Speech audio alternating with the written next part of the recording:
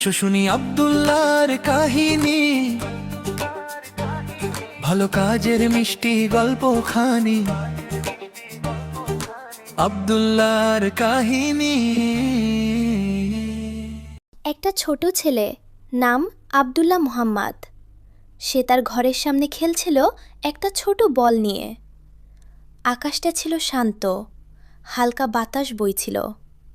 হঠাৎ করে দূর থেকে ভেসে এলো আজানের সেই সুন্দর ডাক শুনে আব্দুল্লাহ থেমে গেল। সে এক মুহূর্তের জন্য চুপ হয়ে গেল, হাসি মুখে মসজিদের দিকে হাঁটতে শুরু করল। মসজিদে গিয়ে সে শান্ত মনে নামাজ পড়ল। তার মনে শান্তি নেমে এলো।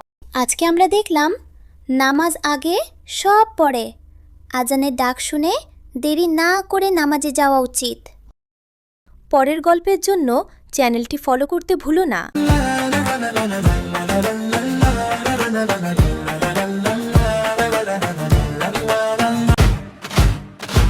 Abdullah Stories TV